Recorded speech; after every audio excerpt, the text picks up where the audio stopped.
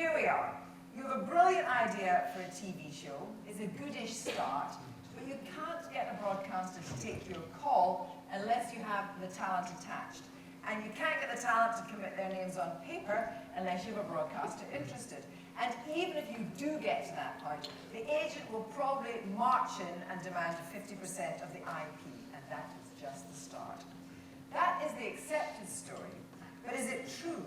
Or perhaps more often what happens is a half-assed idea by a producer, which is brought to the talent and brought to the agent. And then what sometimes happens is the talent and the agent cook up an idea very similar to the one that was brought to them and pitched elsewhere. Anyway, the point of all this is sometimes it looks like a far from moral universe. Well, and the broadcasters, do they behave well? I'm afraid that is a whole other session in itself. Here we have a clutch of producers and a clutch of agents. Some better dressed than others. Well, of course, Anita wins that prize.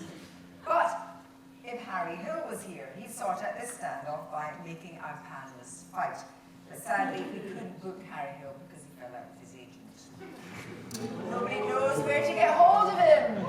So instead, you're going to have to make do with me. And at least I don't demand to have the car park receipts when I do stadium shows. Anyway, I'll help us to try to get to the heart of the battle for the talent and to deal with the questions that you really want to ask. How you make your pitch attractive to talent, how you deal with agents who are a very diverse species, some don't appear to be human at all, the changing power relationships between talent and producers, and why wouldn't anyone from James Grant be on the panel? Anyone from James Grant here? We'll get you later.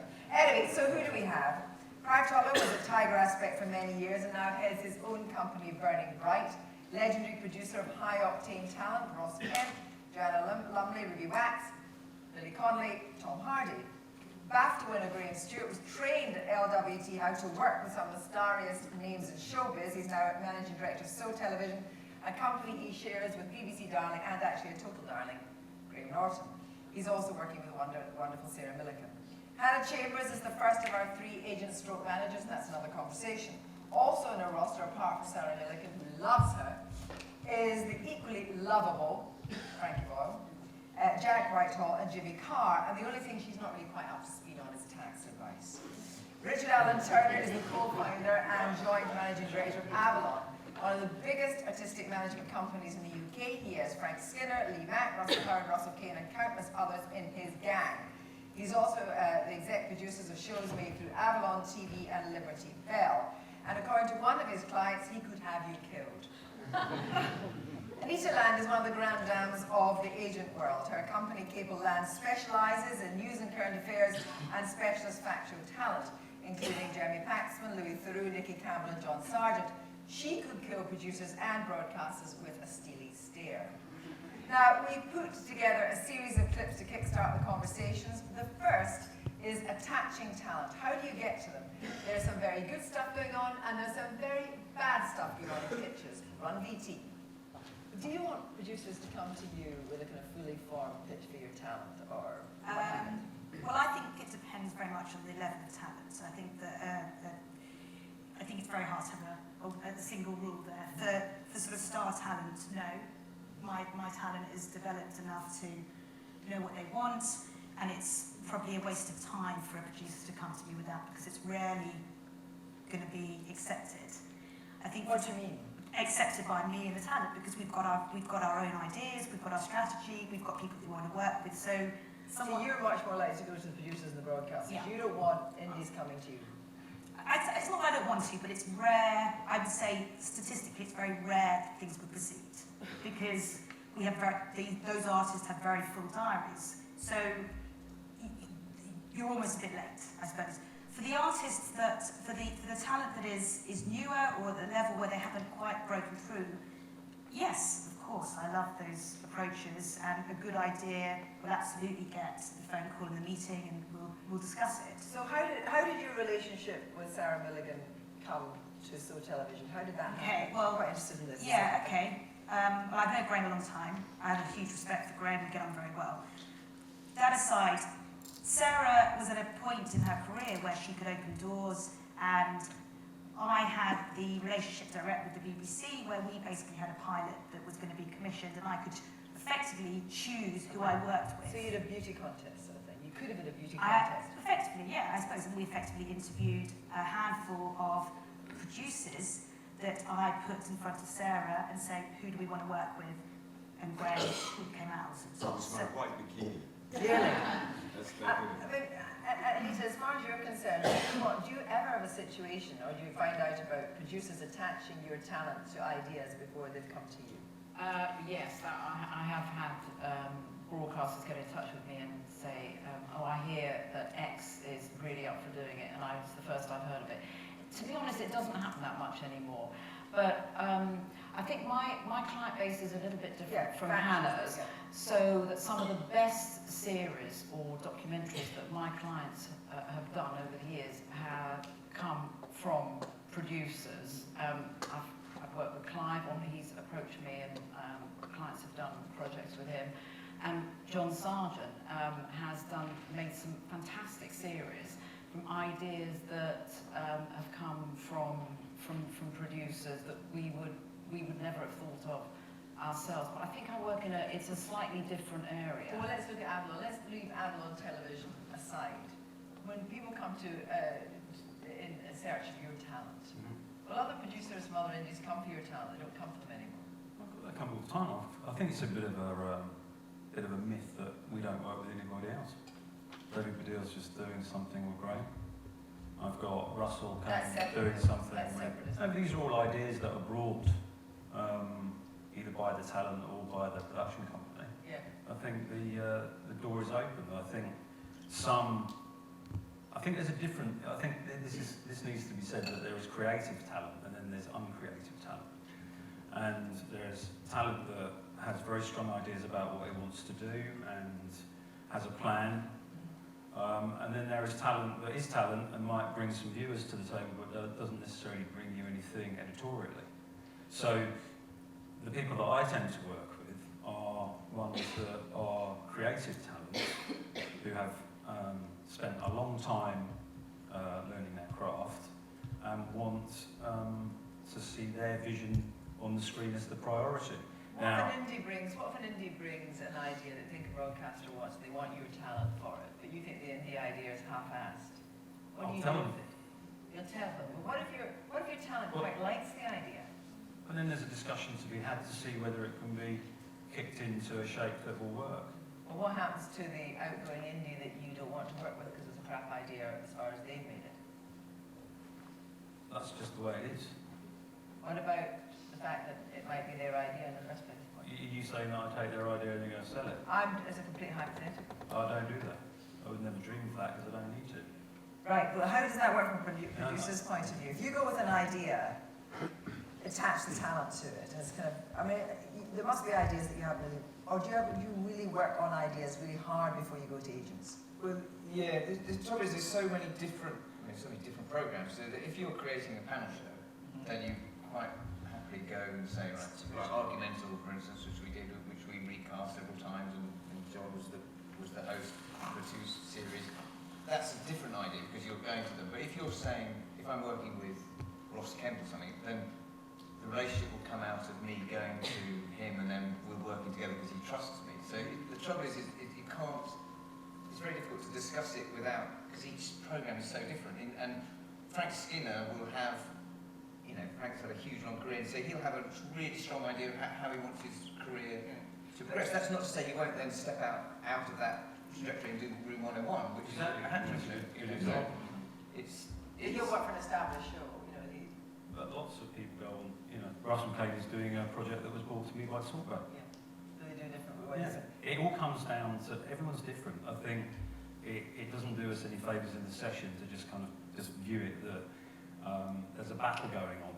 Agents do like talking to producers. Of course, but that whole relationship, but what we're trying to assess in the session really is, are these relationships, they're obviously individual, are they often unequal relationships? And we haven't talked to you, obviously you work with Graham very closely, but if someone's coming to you and saying, look, I want to work with you on a pitch to a broadcaster, how developed do you take that pitch to the broadcaster?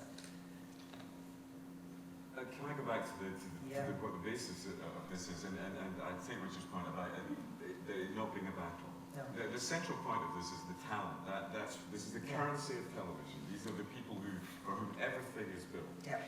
And I think as producers, we have to be pragmatic. We have to understand what artists are. They have a talent which they're selling. They have people that represent them that are going to maximize that talent. As a producer, you have to play within those rules. And what Richard's saying is absolutely right. That if we go to Avalon, as I've done, with an idea, it has to be such a shit-hot idea. Otherwise, it's not going to get through because the standards are so high. Yes, well, listen, how developed should a pitch be? What are the things that would help you get that idea across the line? How do you find really, really good producers, which is a really, really big thing to get your talent to work with? And where does the producer's direction end and the agents begin in terms of creative control? Run BT. How do you build those relationships? Now, how did you build a relationship with Billy Connolly? I mean, how did you hook him in?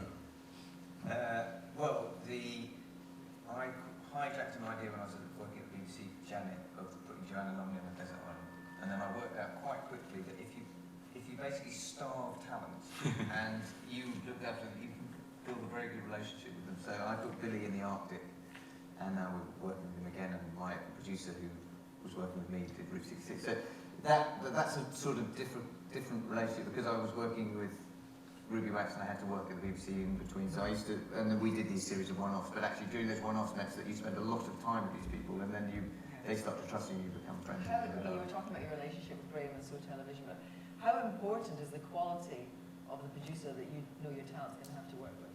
Well, I think when you represent good talent, when you know you've got good talent, You'll be producers. I mean, how you? No, but hold on, when you've got good talent, you want to have a producer that is absolutely the sort of best in the area that you're going for. So if I'm going for a sort of entertainment, my talent do entertainment, they do script, they do author documentary.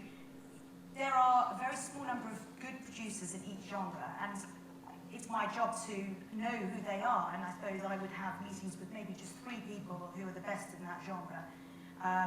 And I think Graham is probably, one of the top 3 in the studio format show. So, Richard, how important is it for producers to do the homework before they come to the talent?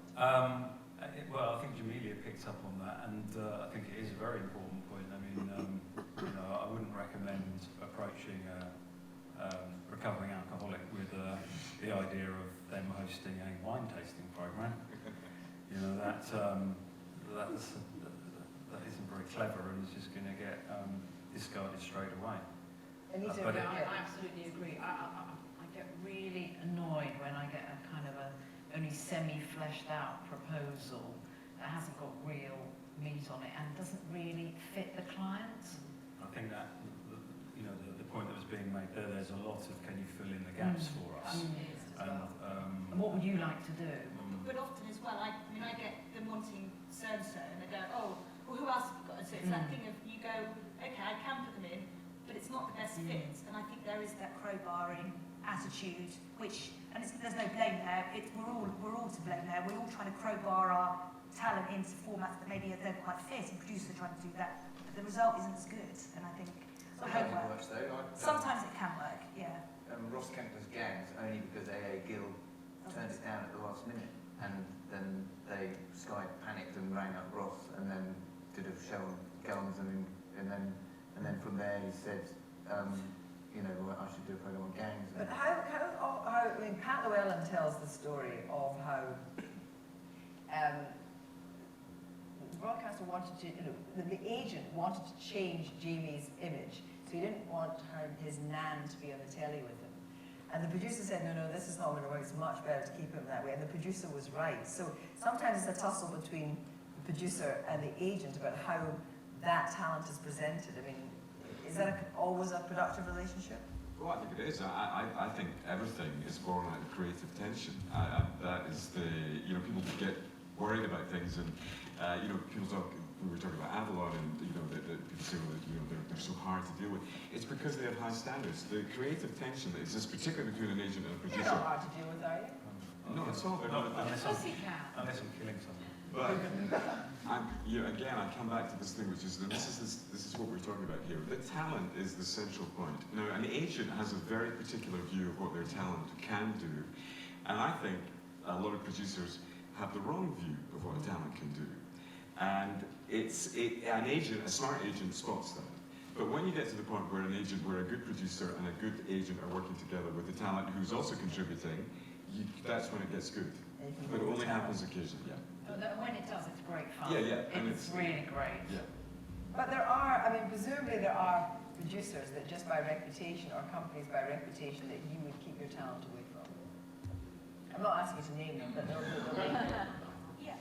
Yeah, they're just companies that just shouldn't even bother coming to.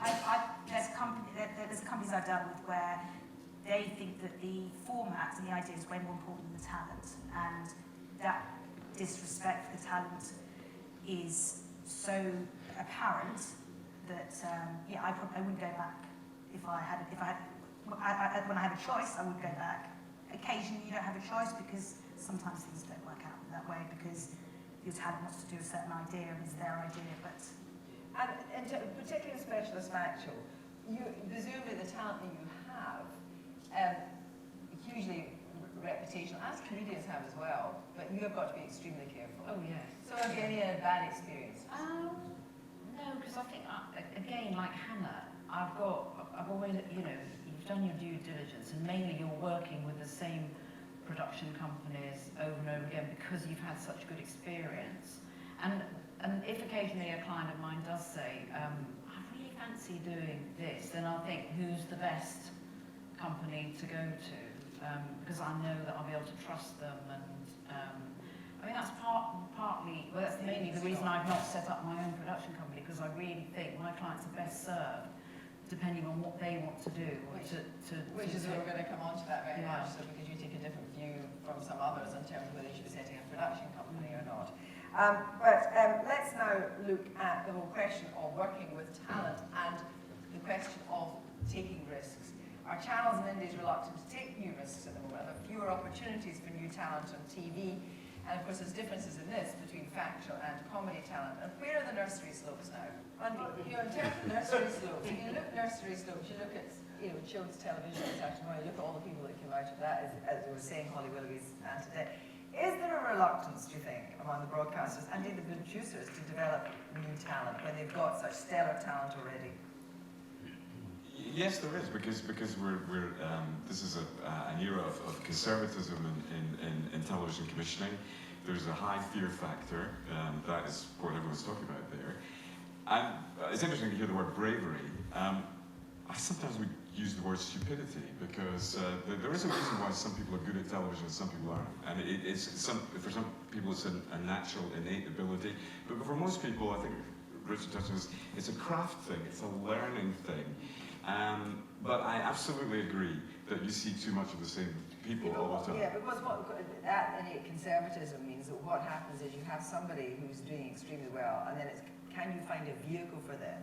And it can be anything from whitewater rafting to gardening, you know what I mean? It's just like, rather than saying, actually that person's not very good at that, let's get somebody new. They just want to flog that horse.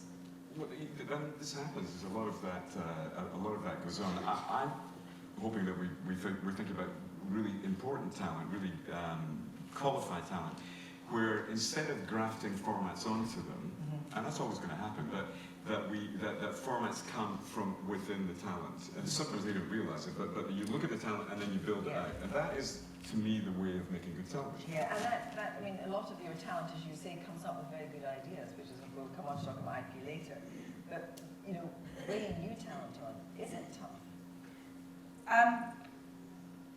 My policy is I have a very small stable, because I think that there's a lot of new talent out there, and I think statistically the amount of new talent that's actually going to succeed and go through the various stages of television is relatively small. So I back very few comedians, and I work very hard at that early stage to develop them properly so that they're not overexposed, but they have the right experience. But it is hard, and there is less opportunity for the new talent, but there is opportunity out there. Graham's right. I mean, the whole risk, the fear of risk, is one of my biggest problems. I have generally quite edgy comedians. Sorry, edgy Frankie Boyle? No, he's not. Well, he's not. He's, Yes, he is. well, you know, in Wait to see some children's show. Well, this some is let's context, talk about that's- risk taking. This is not nursery slopes now. We're talking about something. There's talk of the BBC taking Frankie Boyle. If the BBC took Frankie Boyle, would it have to be a completely different kind of show? And would that actually stretch Frankie Boyle to doing something different? The thing is with comedians, there's a very different persona live and also in an environment where they're given a pretty free rein, like some things that Frankie's done, and then being given a BBC show with a very strict remit. And someone like Frankie is incredibly intelligent and will basically do the show that's appropriate for the slot. This is really interesting. So, in fact, part of the reason that Frankie Boyle is not on television was nobody's come up with a good enough show, including him. Yes. Well, he's writing a book, but yes, we are. So he's been busy, but yes, the right show and the right slot need to be there because he's not desperate to be on television. No. I know you were saying you wouldn't necessarily look for a production company to come to, but that's an interesting angle because Frankie is a difficult fish in a way for that. But actually, if an indie, you wouldn't reject an idea if an indie who came to you, or indeed Graham, who came to you with the right vehicle for No, Frankie. I would reject That's it. really interesting. And I'm in conversation with a small number who are appropriate for him. So how would Avalon incubate new talent? Would you do it, as it were, surrounding them with existing talent? Is that how you would bring people on in an Avalon show? Well, you know, you look at everybody individually and what their needs are. I mean, I'd just like to go back to the nursery slopes thing a little bit because I think that there are, although, you know, people say that there isn't risk, there is quite a lot of new opportunities for people on the nursery slopes, in comedy particularly. You know, the era, the ushering in of the digital age has sort of liberated creativity so that everyone can kind of get something up and be seen. And we've had our own success with that in the US on Comedy Central with Workaholics, which started live on YouTube. So that wasn't a conventional way of developing a show. The script commission was given, and instead of writing a script, a short pilot was made with that money instead. So you've just got to be inventive.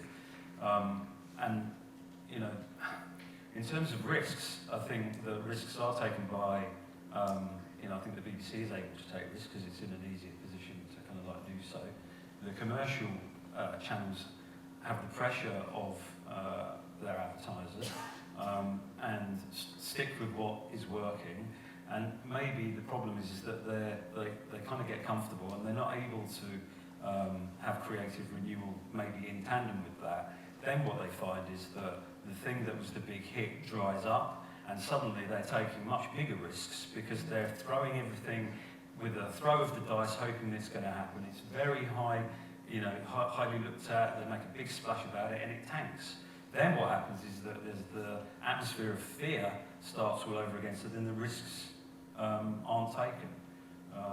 That's my personal view of it. So there is risk, but it's a kind of high stakes risks that they end up in. But would you, for example, would you take somebody that wasn't in your stable and put them on an Avalon show? I do that loads of times. We've got, you know, Live at the Electric, which is on BBC Three, and I Love My Country's got James Grant and Christian Knowles climbing it. Well, that's different. Let's talk about factual for a moment. I mean, it's different in nursery. So I can remember when we first had, it was actually an War Temperature on IWC show, we first had Tristram Hunt. I mean, he was actually found out back in the States when there was an advert went out. And then he became stellar. But are there... Really difficult now. But yeah, BBC 4 was looking for young historians. That was all the whole thing. Now wasn't it? they've lost 40% of their budget. They've lost their controller.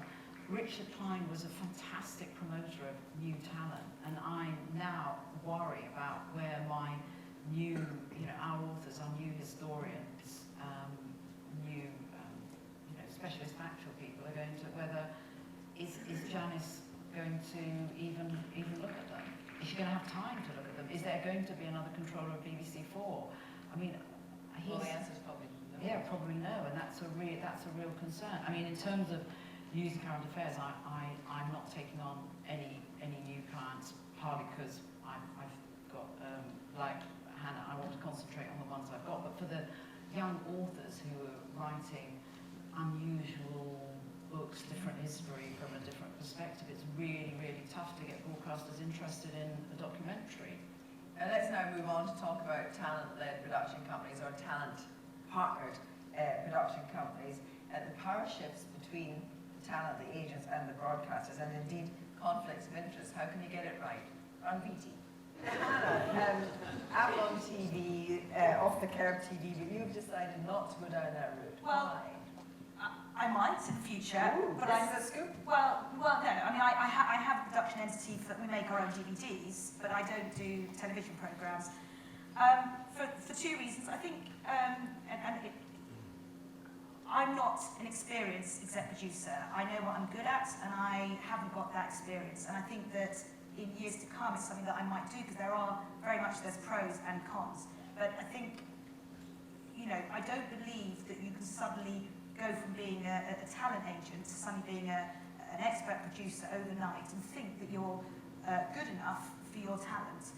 You know, someone like Graham has worked all his career and is a brilliant producer, and he respects the fact that I'm very good at managing talent, but I respect the fact that he has a better opinion on producing Sarah Millican's show, for example. So I think that you've got to respect people's expertise. And that's I totally agree with Hannah, and I think the clients respect you for that. Do you also think it's good to have a bit of distance? Yes, I do. And I just think that you're already doing, I think the clients feel you're already doing enough for them. They want you to concentrate on their careers and the best possible jobs that they can do, and they don't want you doing what they would perceive to be another job. Richard, you don't have that problem? Varies from client to client. Some are comfortable with it, and others don't want to go down that road. You have to sit down, have the conversation, and what will be will be. So there's no pressure on your talent to do shows with you? No. Why did you fall out with Harry Hill? I'm not going to discuss that. I don't think that's appropriate. Just wanted to ask. Just looking at it from your point of view then, that whole question of having that relationship, will you have a relationship with anyone else apart from Graham, do you think? I mean, would you... Would I be unfaithful? Yes! Would you two-time it? I could never do such a thing. But that is a very particular thing, isn't it? I mean, can you imagine having that relationship with another piece of talent? Well, it's very important because you talk about talent-led companies. So Graham is an amazing piece of talent, and he is managed by Melanie Brockworth, who's at Talkback and Troika. And I'm a producer, and we had that relationship, and we started. And Graham, because he's an extraordinary man and he's a very talented man, he was interested in running a production company. He wanted his own career. Wants to do. I mean, there aren't that many talent that actually want to run a production company, are there? I mean, it's just too much hassle. He doesn't come to many meetings. Depends what sort of program. Well, as Clive knows, that's why Louis Theroux is still in-house at the BBC, all but with a deal that he's almost running his own indie within the BBC. Because, he can't even sort his washing out into whites and colours. So, I tried to get Louis, and when Anita was on holiday, she phoned me from Tahiti. And Louis was terrified because we'd been found to be at a meeting anyway, but she wouldn't, I couldn't prize him away from the BBC. I do actually think that's quite extraordinary that somebody thinks we're better off being looked after by the BBC, who are notoriously bad at looking after talent. I have to say that in Louis' case, it is the exception. Okay, how do they, I'm really interested in how they operate. They're just fantastic. It's a combination of the BBC, Charlotte Moore, and BBC Worldwide. Yes, BBC Worldwide, there again is a completely different kettle of fish as well. But they're quite involved in Louis because they distribute his programs around the world, and he's just very happy. It works it does actually work really, really well.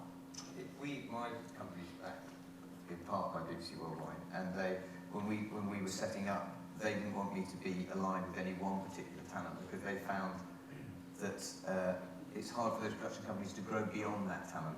You can, and it takes several years obviously to talk back, and now but it becomes quite defined. So Jonathan Ross's company, on the whole, is defined by Jonathan Ross's program. So it's quite difficult for them to grow, and other talent are sort of find it more find it harder to come to production companies that are owned by, their competitors or something like that. But then we come on to the whole question of IP, and it's a really difficult one, isn't it? Because Mary Portis requires 50% of the IP before she'll step into a pair of Manolos. Not everybody has the same kind of deal, but how do you deal with the whole IP thing with the broadcast? If you say that you're stable, it's shit hot talent, they've got good ideas. I think if it deserves to be that sort of structure of half the IP remains to the artist, then I will fight for it. I don't have a rule that it always has to be that. Certainly with my top talent, I often do that deal. But in some situations when the formats come to us, as an example, we work a lot with Zeppotron, and they came to us with 8 out of 10 cats. We're not on that deal, and it's a very successful relationship. And we have a back end deal.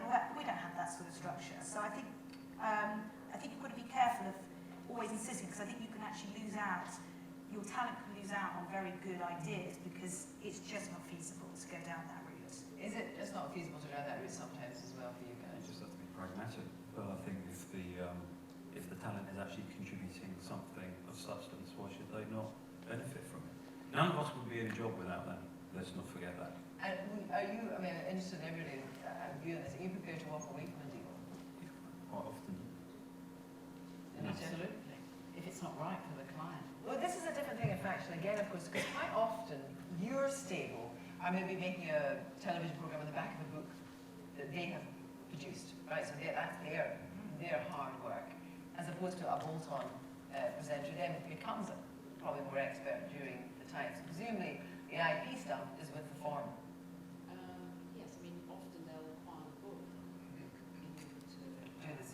But then the reverse is that if you do make a series. If they make a series out of the book, then you're going to sell more books, which is going to be royalties for you've got to look at it every angle. But at the end of the day, I've always said one of the things I was taught when I first became an agent is that a good deal is where everybody comes out happy. It's not about scoring points. But you said you have been prepared to walk away from doing deals because the argument's too bad and the deal's not good enough. It doesn't feel right. It just doesn't feel right. And as long as you're carrying the client with you, you've got to be absolutely honest with the client. Good cop, bad cop. Yeah, always. I've always got to be the bad cop to their good cop. They've always got to be seen. Well, I wanted to do it, but my agent. We want to tangle with her. What about the problem that sometimes the talent is so expensive, and the desperation to get the talent, but not actually raise the budget commensurately, you're ending up with a star that's got all the money and no money left to make the program? Well, it does happen, and there's quite a few pieces of talent in the industry whose careers have been ended or damaged. No, ended because of that, because they've got to a fee level, which has been sometimes forced by their agents. Well, let's just do an example. Claire Balding has gone stratospheric, but then the demands in terms of fees mean there's 2 6 months left to make the program, which means it won't get commissioned again because it'll be not up to scratch. Well, careers are blighted that way. Everybody has to. We're all playing in the same game. There's a limited amount of money. I went on record as saying at the time when people were talking about presenter fees, that there was a couple of years ago. Remember, there was a lot of stuff, and I said a thing which I feel very strongly. The journalist said, "Do you think it's wrong what presenters are paid?" Because that was the fact, and I said, "Yes, I do. I think they should be paid more." And that was great upset at that, mainly because the journalist thought I was meaning more for Graham Norton. What I meant was, and Richard touched on this is show business. Everything is built upwards from this pyramid, from the start. We all work. Everything we do, everybody in this room is there because of them. I think they should be paid a lot of money, but they can't damage it. There's no point in them being paid a lot of money in their shows. So it's achieving that balance, and that is where agents You try step in. selling that to the BBC, who now all they want to do is they want to cut talent fees. They don't understand that the BBC is there to entertain, educate, and they're just wanting to. They think that they can, they're arrogant enough to just. This other story that was in the papers earlier, which is quite interesting with the BBC, BBC, I think, but the story that Natasha Kaplinsky said that when she joined you, she was absolutely pressured to do Strictly. But there's this whole thing that you have to play the game. Pressure? I've never had a client made to do something that they didn't want to do. Hannah? No, I think there's also this this feeling that artists need to be on TV. I mean, in my world, which is very different to Anita, a lot of my world is live, and certainly my clients' earnings through live work is several times higher. Yeah, but they need a shop window, don't they? Yes, they do. So for instance, television, it's not so much there's a set fee for that talent for television. You know, if the format's right and they want to do it, they'll do it. They maybe get a different back end. There's ways of doing it, and I suppose it's our job to say this is a good show for you. It's going to raise your profile so that maybe you can go and tour. Let's look at the fees so that actually more money is spent actually making the programme so that it doesn't look shit. Exactly. So presumably you do that. You've got to look at the you bigger say, picture. Yeah, the bigger picture is that it's a showcase, but it's still got to be a high production value programme. Yeah, of course, you don't want them to look rubbish, do you? Otherwise, nobody's going to come and see them live. You know, But is that a pressure sometimes because the broadcaster doesn't have enough money to make the show after the talent's had the fees? that's a conversation you have with the client about whether they want to get involved if they think it's going to look good or not. That's a part of the conversation. You know, these conversations actually happen, believe it or not. Yeah, I know. You know, it might surprise people, but we do No, of actually course talk they to do our happen. But I clients. mean, have you ever had And a they're quite bright people, and they actually know what they Yeah, but what about, have you ever had a situation where the agent has jacked the talent fee at the last minute because guess what, the programme's in production practically and you can't lose the talent? No, I mean, on the whole, I don't think anyone's jacked the price of them because it's a dialogue backwards and forwards, and the good agents, you know, and that's everyone here on this panel, are actually looking out for their clients all the time, and they want to know how many filming days, and they want to get paid properly. And the problem, you know, what's interesting in this discussion is that the people who should be more responsible are the broadcasters, and they're not behaving themselves anymore. I mean, everyone on this panel genuinely loves and cares about talent, and that's why we're in the business. And talent, in the old days when I was a producer at the BBC, whoever it was, you know, Paul Jackson or someone like that, would talk to me like, oh, how do we get the best out of Ruby, or how do we get the best out of the talent? Yeah. Now, I sit with the talent and go, right, this commission's a bit tricky, how do we get the best out of them? And it's completely reversed. This one's a nutter, so we've got to go in there and Yes, absolutely. I mean, as I was saying, there's a whole section of how the broadcasters deal with us all.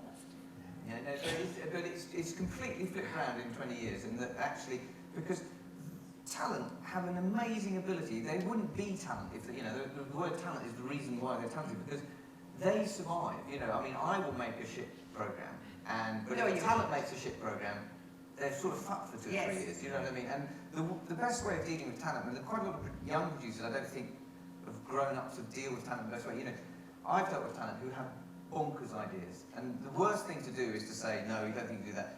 Basically, you give them 24 hours. If you say, okay, well, I'll back you on that, that's quite a brave decision. Just the word a brave decision will make the talent ring you up the next day. I've kind of thought about that, you know. And they just, but at the same time, their instincts are usually right. You know, they haven't got to where they haven't risen to the top of the pile for no reason, you know, and they know themselves. And really good agents also are looking out for the kind of the long-term brand of their talent. And producers quite often are very short-termist because they need a commission. You know, they need, but also they can't, there's so many production companies that are sort of barely surviving, that they're desperate for that thing. I hear it all the time at PBJ Management, that people ring up, you know, they've obviously pitched the idea. They can't believe that now, you know, Barry Humphries doesn't want to do it, you know. But, you know, there's a sort of desperation that actually broadcasters need to be more responsible, and that's why agents sometimes are tough, because they have to look out for the long term. Which brings us perfectly on to the question of agents. I mean, do you like your reputation? Producers, how do you view agents? How does the talent relationship work between the talent and the agent? The differences between agents and managers, US style. Are producers being undervalued? Let's have a look. Describe yourself in 30 seconds as an agent then, Hannah. I think that I am a pushy Jewish mother to my clients. I expect the best, and I will mother them. That's what Sarah Millican loves. Are you very good saying no to them if they're being outrageous, or if there's something they desperately want to do, but you know it's going to be so bad for them? Yeah, I try to be tactful. I rarely say no. I like to have that sort of can-do attitude. So I will explore it and then hope they may see sense. Richard, in 30 seconds? Counsellor, advisor, reliable friend, I think. I'm So Russell obviously thinks that you're prepared to kill producers. Yeah, but he's a comedian. Yeah. I've enjoyed long relationships with my clients, and I see myself more as a manager than as an agent, trying to achieve things for them over the long term, and that's what interests me, kind of creatively trying to make that happen. Yeah, that's exactly the point I wanted to ask you. This difference between being an agent and a manager, just tell me what it is. Well, my view of it is that there are agents who are very good, but maybe they are turned on by the idea of just making the deal. They're not so interested in the career trajectory. They can have hundreds of clients. They just chuck loads of stuff at the wall, see what sticks. I think a manager tends to have a smaller group of clients and comes up with a plan and tries to stick to that. And I think if it works, it can be very, very rewarding for everybody. Do you regularly turn, sorry?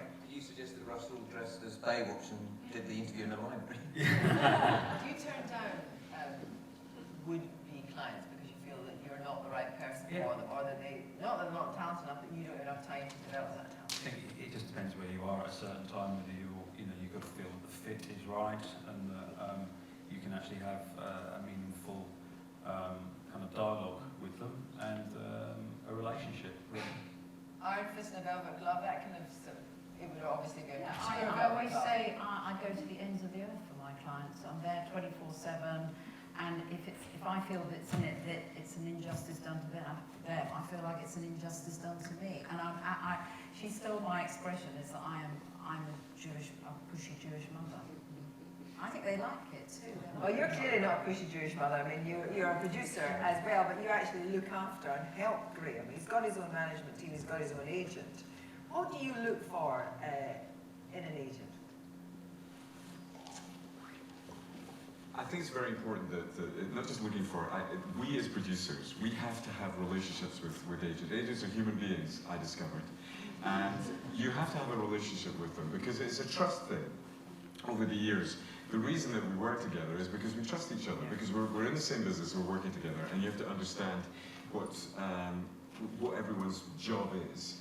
And I think everything that's said there, I think, yeah, the pushy Jewish mother thing is a great thing. Everyone should have one, even Presbyterians. But in the end, if you ask me what an agent is, and this is just, I'm just coming straight to it, an agent is a deal maker. This is a business, we're doing this as a creative, but this is a business, and in the end, we're going to sit, and Hannah and Richard and Ethan, and we're going to sit in a room and we're going to say, we're going to do this, and this is what's going to be.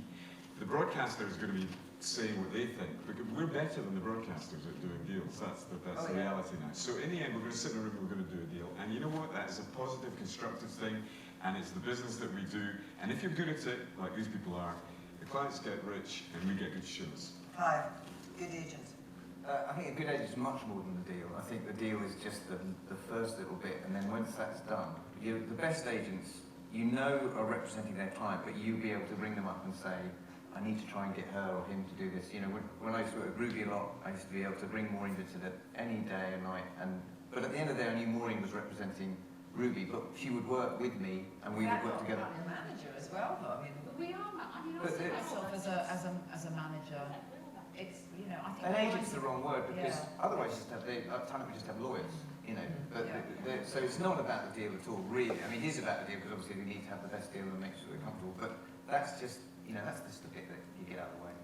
we've got just a few minutes left for question and answers. Lights up, please. I can have your questions, please. It's right in front, Peter York. Can we get a microphone to Peter? Great.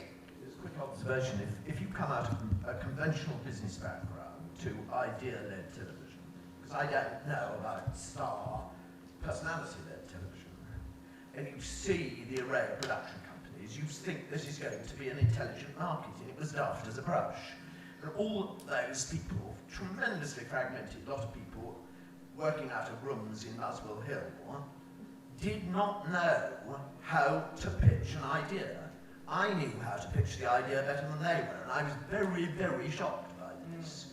And one was constantly looking for somebody who actually represented and understood a segment completely, and they almost didn't exist. And then, what completely turned the thing upside down was star-led production companies and format-led production companies. So they didn't grow up in an orderly way and get big and clever. They got big and brutal. Yeah. Clive, just a response to that is really a statement rather than anything else. Yeah, always the most successful shows I've had is when myself and the talent have worked up the line and we go into the room for the broadcast and we pitch it together, because then the broadcaster knows that we're a united front. Yes, it's what you were saying about only working with production companies you trust to do a really good job. I did. Question at the back. Hello, I'm Barry Cunningham from Telegraph Hill. We do a lot with talent in terms of online broadcasting and social production. Now that talent have these huge social media followings and have become sort of brands, and taking that sort of Jamie Oliver approach to taking it all into their own hands and running YouTube channels and that kind of that way of contacting their audience without the broadcaster. Is that something that's appealing to you and to your talent? And can you feel it moving in that direction, or is that a one-off cases? Richard. We're already doing that. I think it's just one of many things that you can do. And it's a really good option if you're finding it hard work down the traditional routes. And if you can make it fly, then it's brilliant because you've done it without them. And the back-end position will probably be a lot more favourable if you can pull it off. Hannah. Yes. I don't do a huge amount of it, but I'm open to it. And yes. Sorry, not the best answer. Just before, we've got one more question here, and then I've got a question from the panel myself. Harry, yeah. I just wondered, you talked about nursery sloping talent. In particular, in factual, just the BBC's campaign for expert women and so on, and a lot of talk about bringing older women in particular into television. How you bring somebody of an older age onto screen? Anita. Well, hopefully my older clients like Pamela's are still working. I mean, you are older talent in that. To be honest, I've not been Richard, judged you by search new a new old old Sort of in my area. It's not Let's look at the producers then. You know the broadcasters are looking for new old talent. You old talent. Yeah. That's quite a tough sell. On that one, we will finish. Ladies and gentlemen, please thank our panel for their candour.